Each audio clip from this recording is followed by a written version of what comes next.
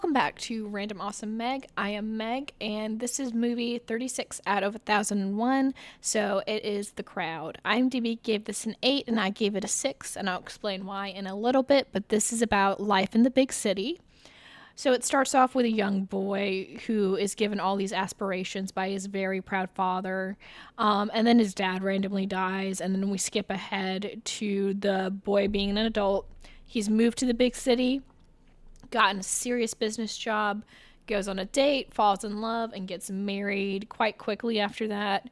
The movie continues through the ups and downs that they have during life, such as like having kids and dealing with each other's families. Then they get lucky and they win a large sum of money from like a campaign where it's like, oh, make a slogan for this new product. And so he makes a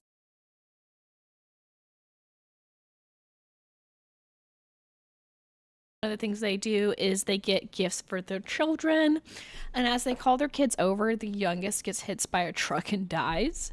And the rest of the movie deals with the protagonist struggling with the death of his daughter as he quits his job. Then he continues to job hop the rest of the movie.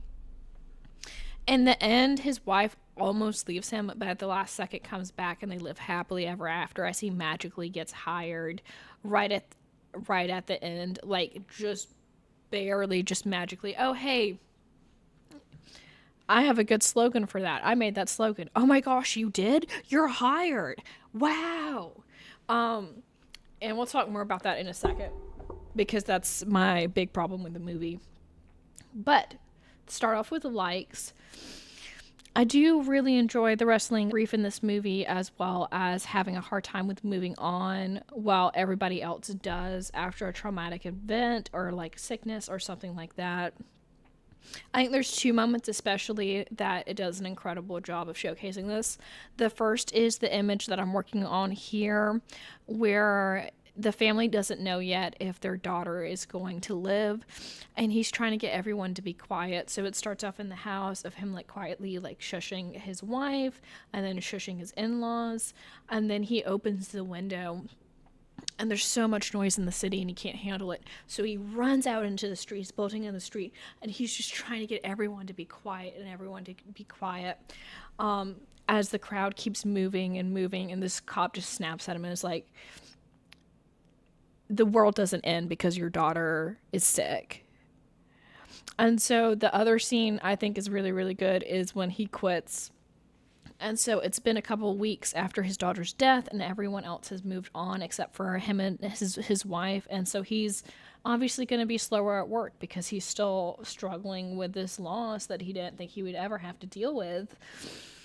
And so when he gets called out that, hey, you're working really slow and you should be keeping up pace with everybody else, he has a breakdown in front of everybody and then just quits and storms out. And so it does a really, really good job.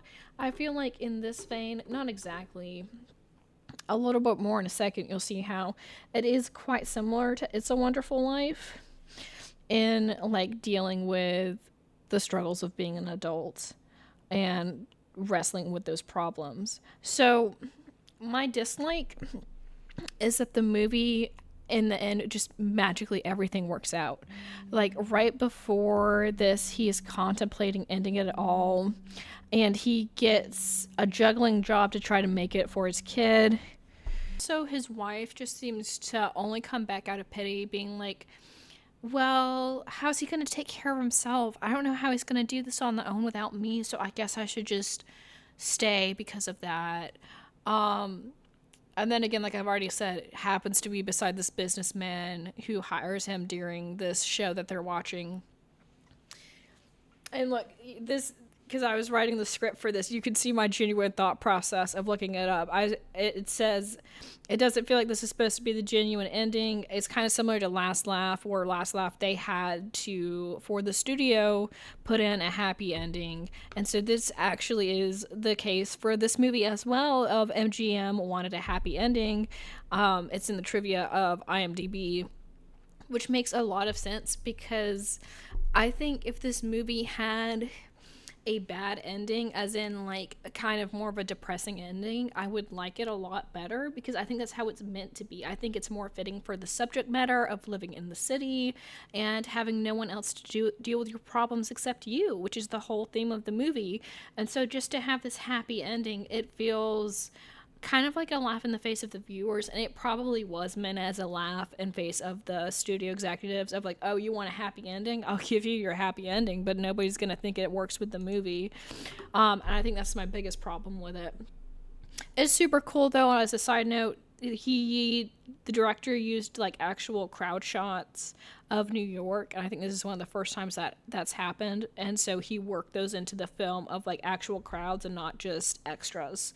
So would I recommend it?